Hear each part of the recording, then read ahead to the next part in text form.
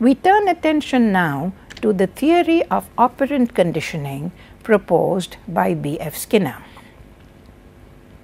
In this form of learning, a specific response gets associated with a specific stimulus on the basis of the consequence of the response. As in the case of classical conditioning, in the case of operant conditioning also, the situation begins with the organism encountering a neutral stimulus.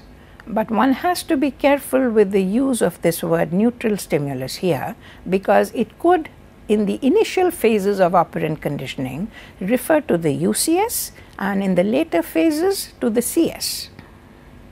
As the organism deals with the stimulus, namely the UCS, or in some cases the CS, but in a neutral way, it performs a response that leads to a certain consequence. If the consequence is pleasant, or as some operant conditioning theorists call it, appetitive, the probability of that response, the CR, increases. The CR gets rewarded and reinforced, meaning strengthened. This would be considered a case of positive reinforcement. On the other hand, if the consequence is unpleasant or aversive, its probability decreases. This would be a case of punishment. If the consequence is that of removing an unpleasant state, then also the probability of the CR increases, but here it would be called a case of negative reinforcement. One has to be a little cautious in making the distinction between what is called punishment and what is called negative reinforcement. People often confuse the two because they may see only the aversive or unpleasant aspect that is common to both. However, Skinner was very clear about the distinction. He used the term reinforcement to refer to anything or any situation, any consequence that increases the probability of a response, and punishment to refer to any consequence or situation that decreases the probability of a response. So, corresponding to these kinds of consequences that have just been described, a distinction is made between different forms of operants which refer to responses that in a sense operate on the environment. Reinforcers are operants that result in increased probability of particular responses being performed, and this would include both positive and negative reinforcers. Punishers are operants that result in decreased probability of a particular response being performed. And neutral operants are those that neither increase nor decrease the probability of a particular response. So, one should not assume that every response that an individual or learner makes necessarily leads to only a positive or unpleasant consequence. Parallel to the case of classical conditioning, in operant conditioning also, the components of the learning situation are as follows. There is an unconditioned stimulus, or the UCS, which is the neutral or natural stimulus to which the response is made without the need for prior learning.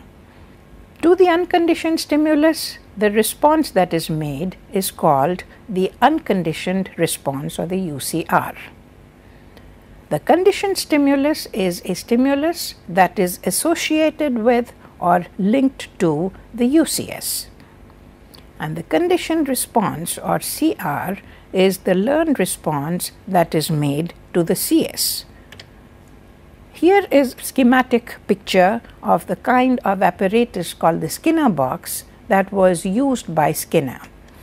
The two major animals that Skinner and Skinnerians used for their experimental research were the rat and the pigeon. But what is more important is the sequence of events and the component that is actually learned in the process that has to be looked at. Taking an example of the typical situation that Skinner dealt with in his experiments, we can talk about the following components. The UCS is food, and the natural UCR of course would be eating. The CS in the case of rat experiments was a bar which was only a lever that could be operated by pushing on it. In the case of pigeon experiments, the CS was the key. The key would be like a window, a glass window, and so on. The CR, which is the response made to the CS, is the bar press in the case of rat experiments and the key peck in the case of pigeon experiments. Let us take the sequence in the case of the rat experiment. The rat sees the bar, that is the CS, and this emits what is called a bar press or CR by the rat. The bar press in turn leads to the UCS, the consequence, that is food, and of course the food is then eaten by the rat. It must be noted here that once the CR to UCS relationship is established, the response called eating becomes irrelevant or unimportant in the situation. Corresponding to this rat experiment, in the pigeon experiment, the CS is the key, the CR is the key peck. This in turn leads to the UCS or food, and as in the case of the rat experiment, the pigeon then eats the food. Let us look at the important features of operant conditioning. First, the CR is learned on the basis of the consequence. This has been pointed out. It may be positively reinforced, negatively reinforced, or punished.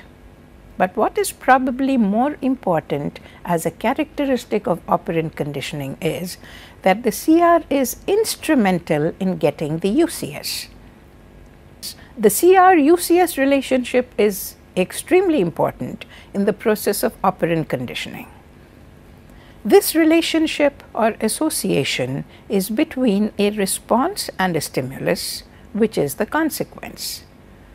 To describe the situation in a slightly different way, one could say that when one compares an operant conditioning situation with a classical conditioning situation, the difference is very clear.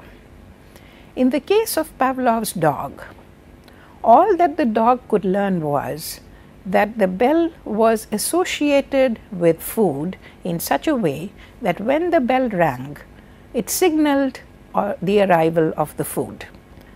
In response to this expectation, or in response to the understanding that the bell was a signal, the dog would produce the salivary response. However, it could never be said that the dog's salivary response, that is the CR, was instrumental in getting the food. By contrast, in Skinner's experiment and in the process called operant conditioning, instrumentality is of the essence. The rat has to press a bar in order to get food. Putting it another way, unless the rat presses the bar, unless the CR is emitted, the consequence or the UCS is not going to appear. The consequence, of course, could be a positive one like food, or it could be an aversive consequence such as a mild shock.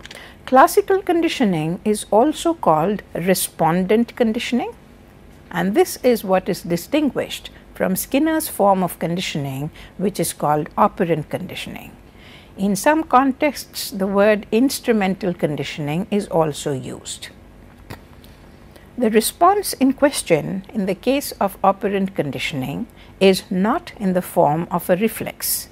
So, operant conditioning is not a form of learning in which it can be said that a reflex response is converted into or substituted by a learned response.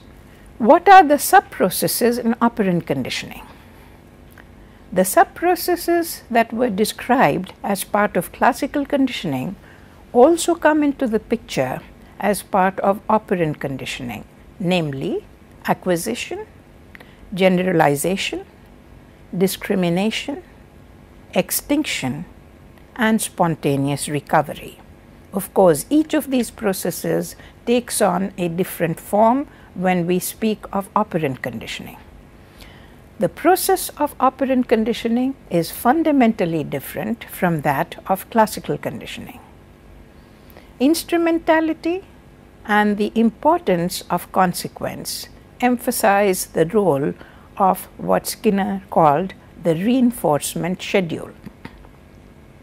This concept, that of reinforcement schedule, and accordingly the procedure, took into account two important parameters, namely the frequency of responding by the learner, the organism, and the second one, the intervals at which the consequence of making a response appears. The reinforcement schedule could be continuous or partial. In a continuous reinforcement schedule, the consequence would follow for every response made by the organism. By contrast, in the partial reinforcement schedule, only some of these responses would be faced with a consequence. Among the partial reinforcement schedules, which were typically used in operant conditioning experiments, the following schedules deserve mention: the fixed ratio schedule, the fixed interval schedule, the variable ratio schedule, and the variable interval schedule. Details of each schedule will be taken up. A ratio schedule is based on the number of responses made by the organism, whereas an interval schedule is based on the time interval at which the reinforcement is provided. The kind of reinforcement schedule in an operant conditioning situation influences the rate of acquisition of CR as well as the extinction of the CR. Let us now take a brief look at each of the reinforcement schedules listed. In the case of the fixed ratio reinforcement schedule, the reinforcement is provided after a pre-decided number of responses made by the organism. For example, after every 10 bar presses or 10 key-pecks, the rat or the pigeon respectively is given some food, regardless of the time taken by these animals for making these responses.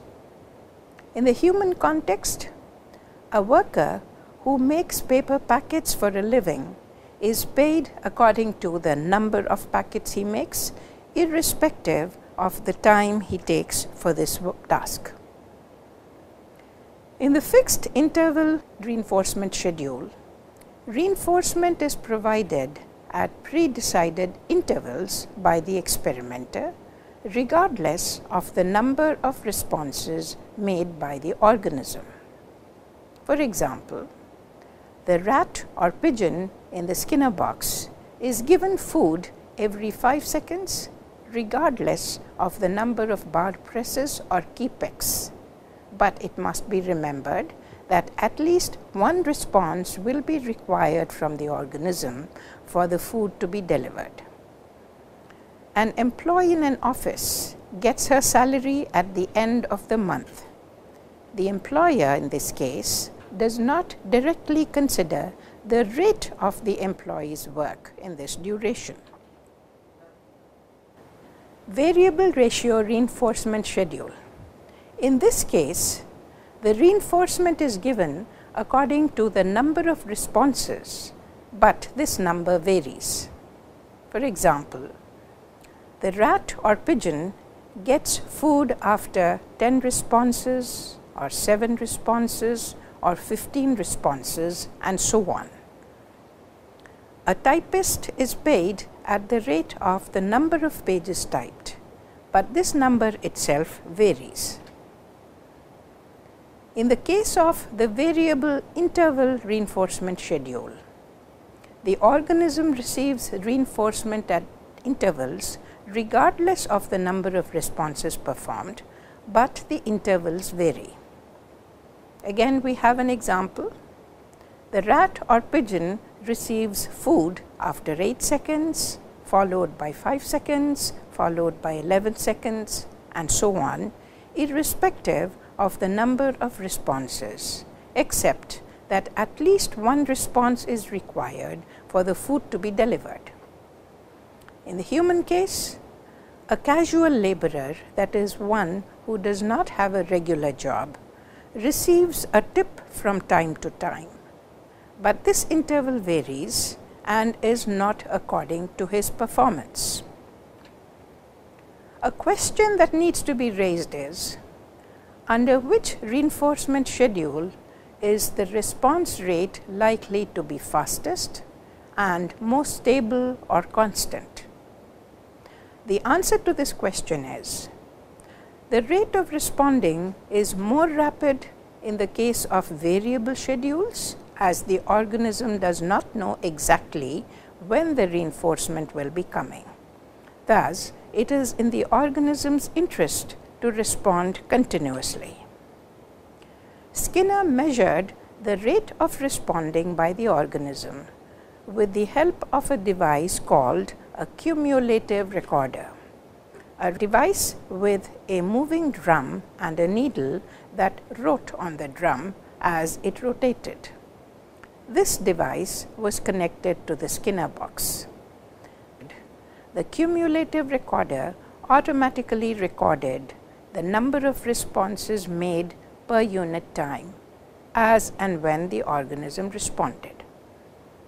Later versions of cumulative recording of responses were computer-based. Among the fixed schedules, the rate of responding is high under the fixed ratio schedule. Under the fixed interval schedule, the organism learns that it can relax in the duration of the interval. The response rate suddenly becomes high when the interval is about to end, that is, when it is time for the reinforcement to come once a response is performed. Among the variable schedules, the rate of responding is fairly high and consistent in both the ratio and interval schedules. Variability makes the situation uncertain, and therefore the organism responds almost continuously so that it does not miss any opportunity for reinforcement. The variable ratio schedule has a slight edge over the variable interval schedule in terms of rate of responding. The next slide exhibits the rates and patterns of responding under the 4 kinds of reinforcement schedules. In the variable ratio and variable interval schedules, the rate of responding is stable and relatively constant, as was pointed out. In the fixed ratio schedule, the organism responds within the ratio that is reinforced, pauses for a while, then responds within the next ratio, and so on. In the fixed interval schedule, the curve is scallop-shaped, showing a slow response rate soon after the interval begins and a sudden increase in rate when the interval is ending.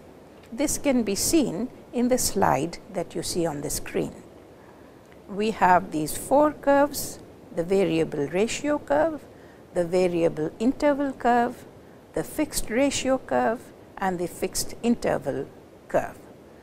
In general, as was mentioned, the variable schedules show a higher rate of responding, that is, a steeper curve compared to both the fixed ratio and fixed interval schedule rates. The extinction rate of the CR also differs in these reinforcement schedules. The greater the variability in the reinforcement schedule, the longer it takes for extinction to take place. Thus, extinction would take a longer time under the variable schedules than under the fixed schedules.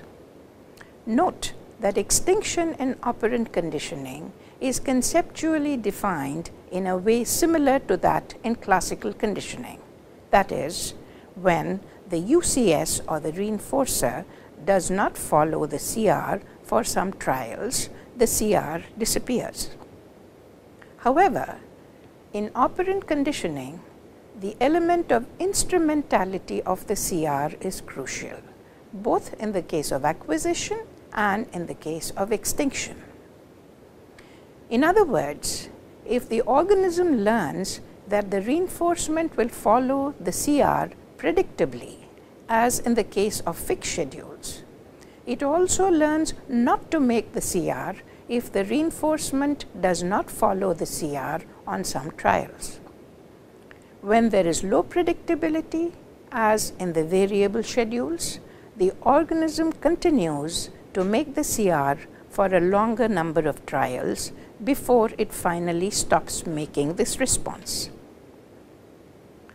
Some other reinforcement schedules have also been used in specific settings that involve operant conditioning.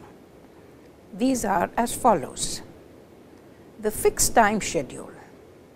This involves non-contingent reinforcement, in which reinforcement is given after a fixed time since the last reinforcement. So, regardless of what kind of reinforcement schedule was initially given to the organism, some time that is fixed by the experimenter should elapse between the last reinforcement that was provided and the next one that is to be given. In the variable time reinforcement schedule, which is also a case of non-contingent reinforcement, the reinforcement is given at varying times since the last reinforcement. Another schedule called differential reinforcement of other behavior, abbreviated as DRO, consists of reinforcement being given from time to time, but this reinforcement is given to any behavior other than the one that is to be removed. For example, if a child has to be prevented from an action or behavior called nail biting, the reinforcement is given to any other response that does not allow the child to do nail biting. Yet another schedule of reinforcement is called the differential reinforcement of low response rate, abbreviated as DRL. In this case, responses are reinforced only if they are made at a low rate in terms of interval. So, for example, an individual may ask for a particular reward or reinforcement rather frequently.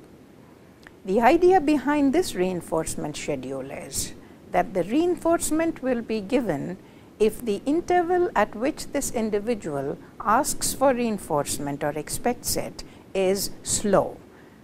On the other hand, if the individual expects reinforcement very frequently, then the reinforcement will not be given. Thus, a distinction is maintained between a low response rate and a high response rate. Similar to this, but on the opposite end, is the differential reinforcement of high response rate, abbreviated as DRH. In this case, reinforcement is given for making a specified number of responses within a specified interval. That is, if the individual makes a larger number of responses, but of course the number is specified earlier, then and then alone that does the individual get reinforcement. We also have another reinforcement schedule used in some experiments called differential reinforcement of incompatible behavior.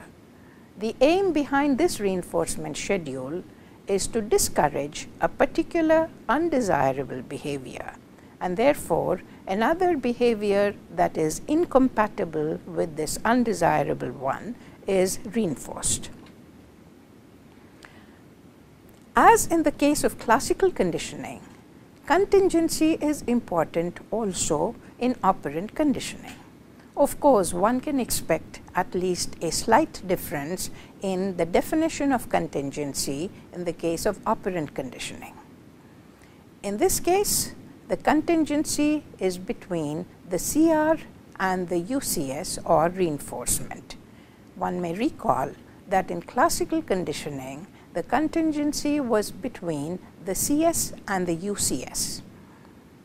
A contingent situation in the case of operant conditioning would be one in which the probability of UCS given CR is not equal to, or specifically greater than, the probability of UCS given no CR or the probability of no UCS given CR. That is, the CR is maintained only if the probability of the CR leading to the UCS is higher than the probability of no UCS following the CR, or the occurrence of the UCS even if the CR is not performed. Taking a real-life example, a student is likely to stop studying if he or she finds that he or she gets good grades even without studying, or he or she does not get good grades even after studying.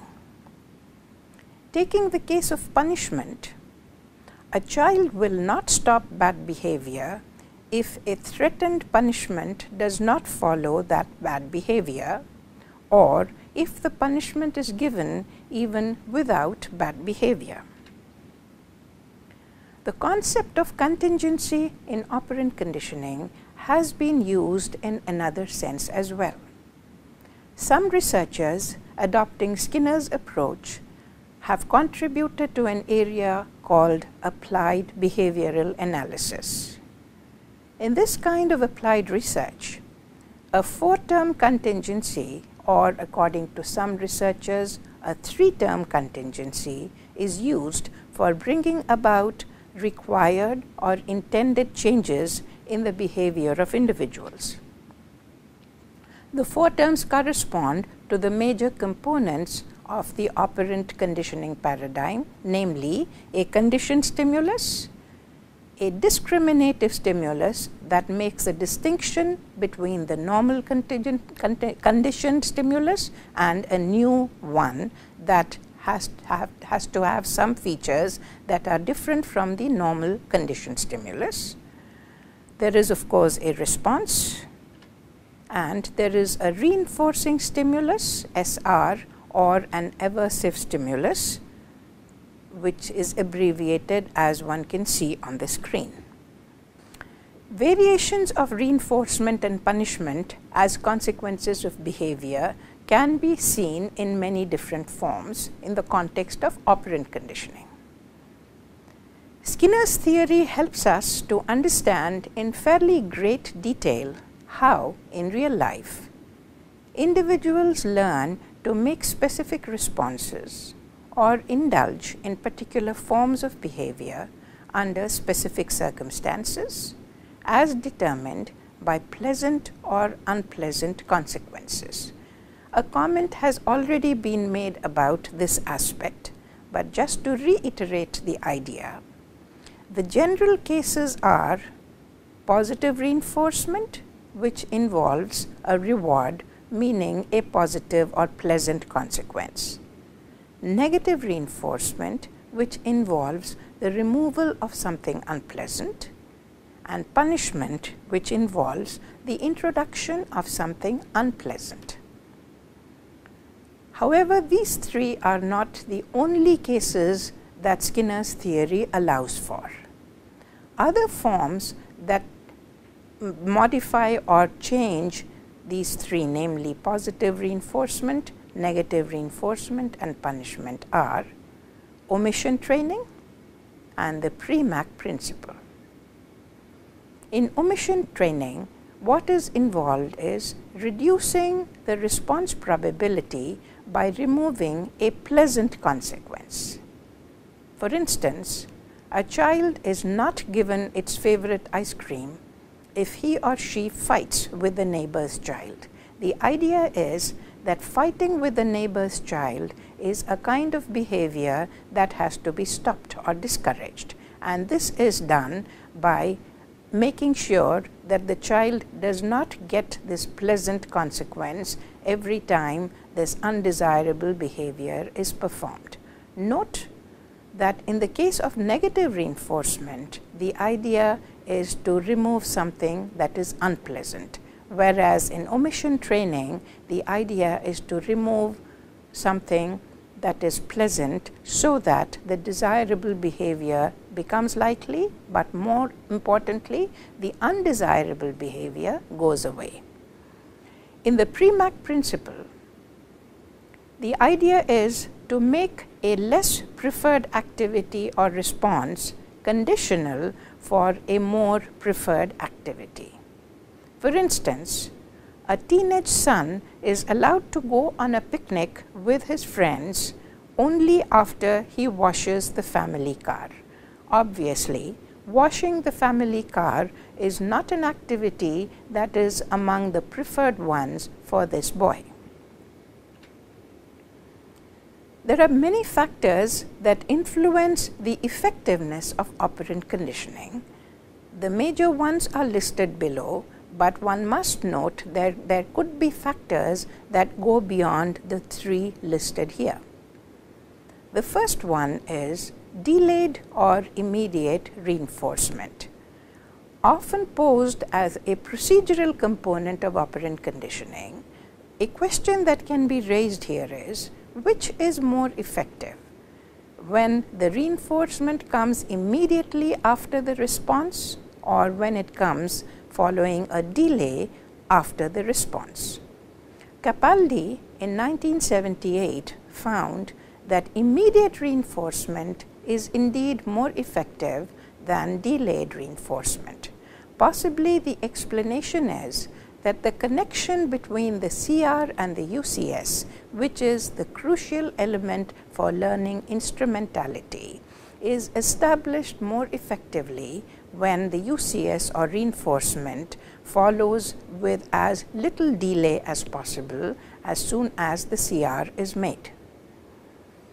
The second factor that has been tested in research, among many others, that might affect the effectiveness of operant conditioning is the size of the reinforcement. In the typical operant conditioning experiment, the size of the reinforcement, namely food, is kept large enough or small enough for the hungry animal to perform the required response on several trials. In general, what has been found even outside of the typical operant conditioning situation is that smaller units of the reinforcement presented more frequently are more effective than larger units presented less frequently. This finding has been reported by many researchers, including the findings of the studies conducted by Campbell, Batch and Batch in 1972. However, one has to keep very clearly in mind that the size of the reinforcement does not operate separately or in an isolated way. For example, if the unit of reinforcement is so small that the organism chooses to ignore it, in that case, it would not be surprising to find that the learner rarely or very infrequently feels inclined to make the conditioned response. This is probably true for human beings. The third factor mentioned here is deprivation or satiation, once again directly or indirectly related to size of the reinforcement. If the organism feels deprived of the reinforcement, that is, the organism feels that the reinforcement that is required or needed is not forthcoming, then conditioning will be stronger than if the animal or organism is satiated. The clearest example of this is available once again in the typical operant conditioning situation, in which a rat that is fairly hungry has to be taken as the experimental subject. In spite of the rat being hungry, if the animal is fed many food pellets or pieces, small amounts of food, but too frequently, or if large amounts are fed on fewer trials to these animals, chances are pretty high that the animals will, after a while, feel satiated and not perform the CR. This, however, should not be taken to mean that learning based on operant conditioning has not taken place. A similar statement can be made in the case of human beings, because it is quite evident that there are some reinforcers that many others, as we see around us, might possess, whereas we ourselves might not possess them. In such a situation, it is likely that individuals feel deprived. Therefore, when they are faced with reinforcers which they feel they are deprived of, the conditioned response that would be made under such situations is more likely to be forthcoming.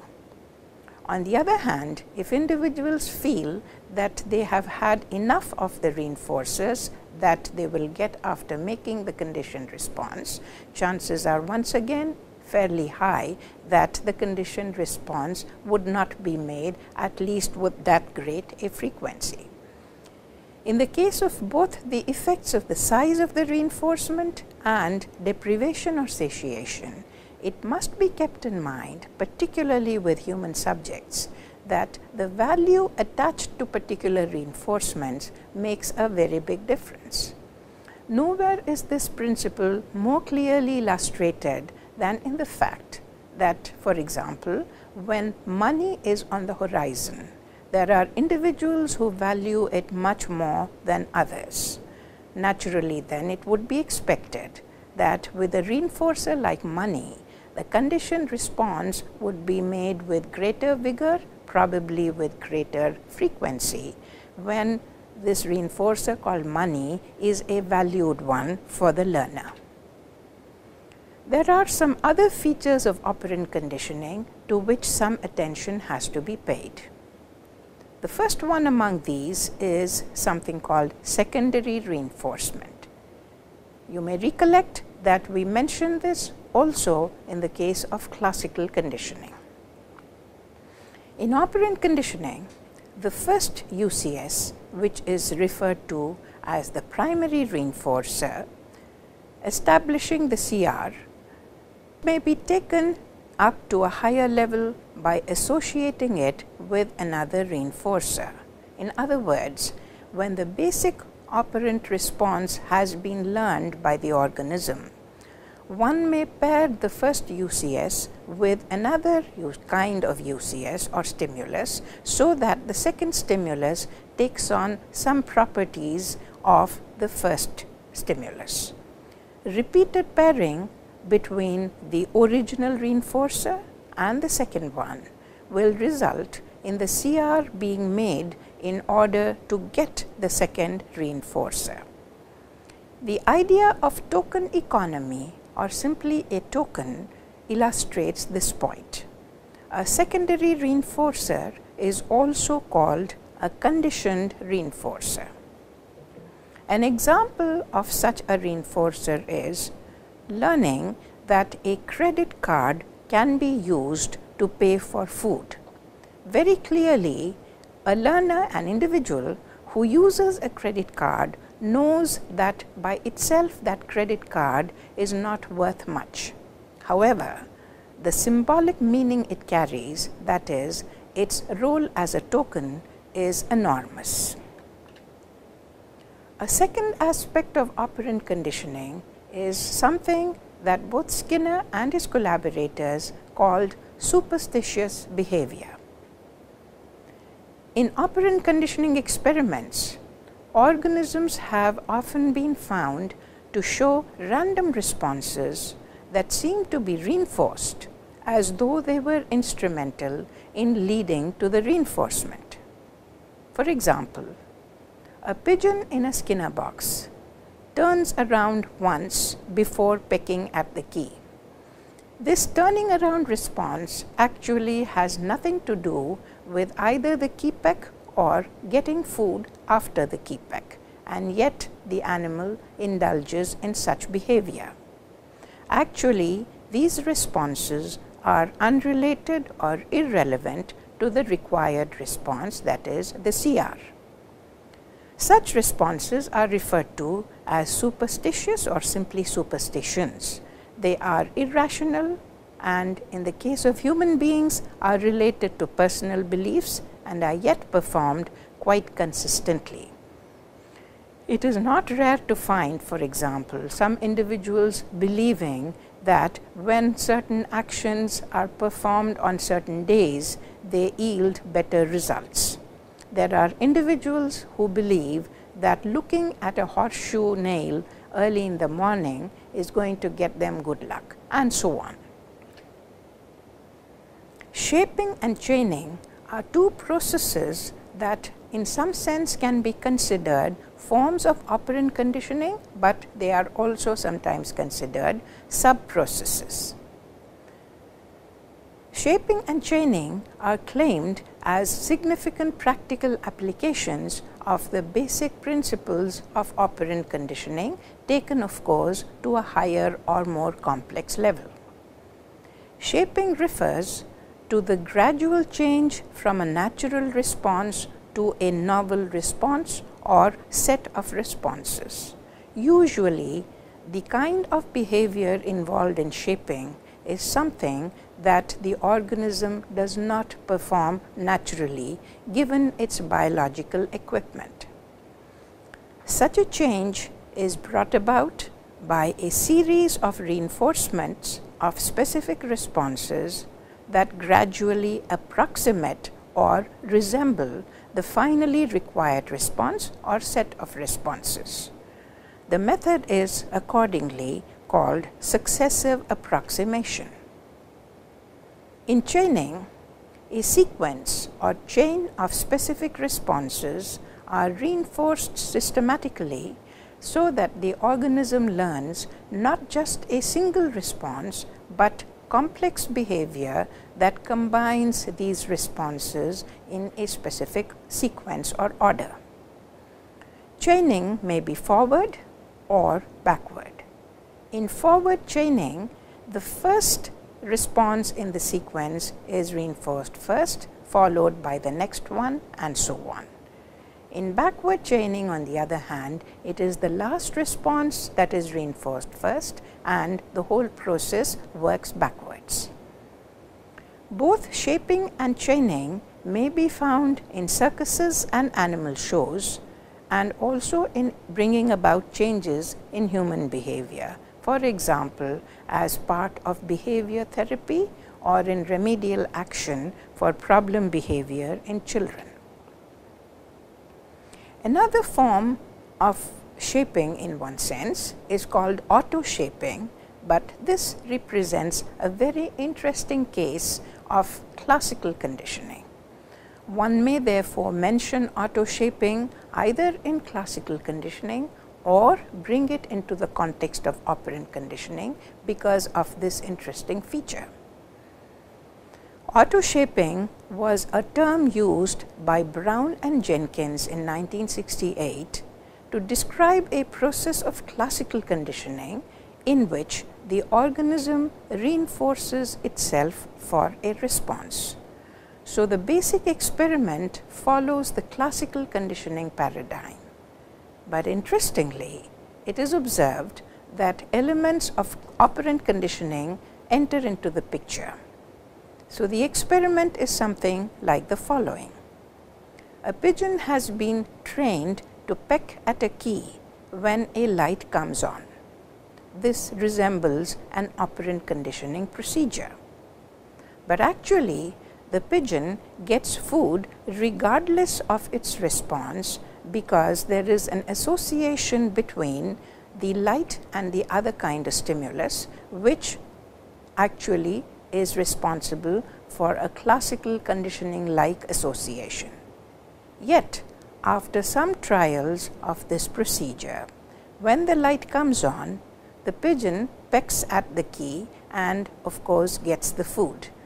It should be kept in mind that the food actually comes regardless of the response made by the pigeon, and yet what the pigeon learns is that the light comes on, In response to that, the pigeon makes a response, that is the conditioned response, and thereby gets the food. The basic process, in other words, is that of classical conditioning, but the response appears to follow an operant conditioning procedure. Auto-shaping and other kinds of sub-processes in both classical and operant conditioning provide many lessons in the human context. There may be many instances in which classical and operant conditioning are combined or confused, especially by human subjects. Reinforcement may in reality come without instrumentality, at least in many situations. Now, this kind of reinforcement may appear on the basis of contiguity, as was described in classical conditioning, or it may be due to some other factor, but not because of the learner's response. And yet, the human learner may think that the reinforcement was the consequence of his or her action or response simply because of a time relationship of the kind that is seen in classical conditioning. Let us take a look at what came out of Skinner's theory. Several applications and several offshoots have been mentioned in the literature, but we will focus on some of the major outcomes. The first one is programmed instruction, something that Skinner's early research had publicized. He invented something called the teaching machine, which, according to his claim, allowed a student or any learner to learn on his or her own. So, a lesson would be provided on the machine. Some questions would follow that lesson, and as the student tried to answer each of the questions, there would be feedback given indicating whether the student's answer was correct or incorrect. The idea that Skinner propagated was that using this procedure, without an external agent called the teacher, a student on his or her own could get reinforcement, positive reinforcement or punishment, depending on the nature of the feedback, and thereby go through the learning process. Secondly, in practical life, various kinds of reinforcers have been used with children and with adults. Some psychologists have classified these reinforcers in terms of their form. For example, there could be tangible reinforcers such as medals or something that appears to be like a toy with children. There could be edible reinforcers, especially effective with very young children, such as chocolates. There could also be social reinforcers, and these seem to work with slightly older children and definitely with adults, namely praise or some kind of recommendations that have been shown when some good behavior is exhibited by the learner. And finally, there could be activity reinforcers of the kind that were talked about in the Premack principle. Thirdly, questions have been raised about the relative effectiveness or ineffectiveness of rewards and punishment and of different reinforcement schedules. One major question that was raised in the initial stages of Skinnerian theory, namely, which would be better to maintain a learned response, rewards or punishment, could be answered through research as follows. In general, because rewards involve pleasant consequences, the whole situation or setting of learning becomes a pleasant one, and in general, therefore, it can be said that rewards would be expected to work very well. What about punishment? Clearly, in punishment, there is an aversive consequence, but something else gets attached to the situation called punishment, and that is the fact that it is not merely the consequence coming out of the response that is aversive. Instead, the learner often associates a negative component with everything else that is also going on in the setting, such as a dislike for the person administering the punishment. As a result, overall, it is noticed that punishment may or may not work very well with the learner. But this is just one of the many questions that were raised. There are several others that have been raised with respect to different reinforcement schedules, for example. Another outcome of Skinner's theory was its application in something called behavior modification and behavior therapy. Primarily, these were examples of applications made in clinical settings. Questions have also been posed related to the concept of control and the concept of causality, especially in the context of Skinner's paradigm. For example, does the fact that a conditioned response gets reinforced lead to a sense of control within the individual? If we read Skinner's book called Beyond Freedom and Dignity, and also his famous book called Walden 2, we get good instances of how human beings, in spite of all their rationality, have to learn, or perhaps do come to learn, that in spite of something called free will, a lot actually gets controlled by external factors. Therefore, the individual has to learn basically that given certain environmental or external stimulus conditions, there are certain responses that will enable the individual to get the outcome that the individual either requires or desires. However, there would be many theorists who may not completely agree with this rather deterministic view of human behavior, because indeed the role of free will also has to be appreciated. The same argument or ideas can be extended to the nature of causality in the case of human behavior.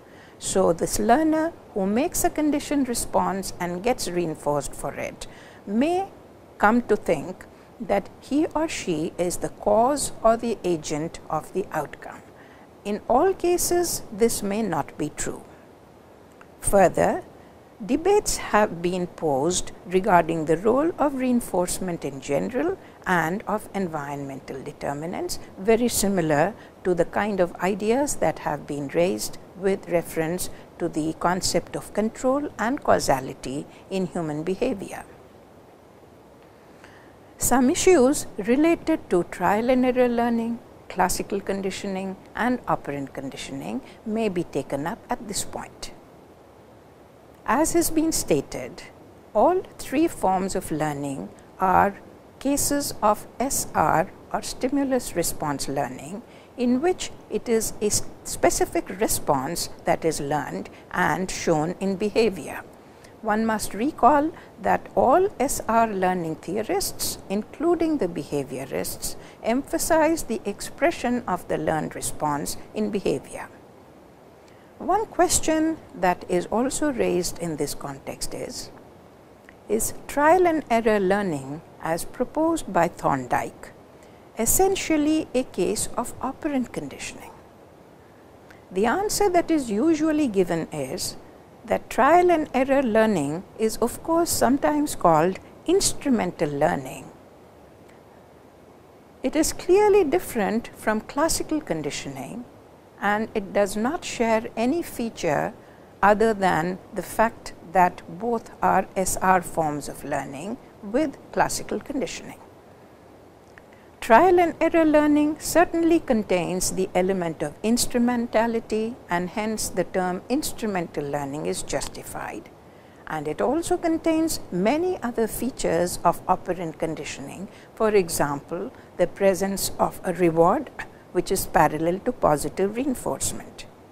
However, there are some noteworthy differences between trial and error learning as a form of SR learning and operant conditioning as a form of SR learning, because of which it is quite appropriate to consider the two forms of learning dissimilar to each other. The basic differences between the two processes are as follows. First, repetition or exercise and gradual decrease in errors over trials is a feature and part of trial and error learning, but it is not a part of operant conditioning. Secondly, reinforcement is a crucial variable in operant conditioning. In fact, Skinner tried to explain the whole process primarily in terms of reinforcement and punishment. In trial and error learning, on the other hand, reward or effect is important, but so are other components such as exercise. Aspects such as secondary reinforcement or contingency do not seem to be part of trial and error learning. And finally, puzzle solving is not a feature in operant conditioning. One might argue that trial and error learning may not truly be a case of puzzle solving, and yet one finds that in descriptions given by Thorndike and some other researchers, the puzzle solving or problem solving component has been emphasized, or at least has been given some importance in the description of the process.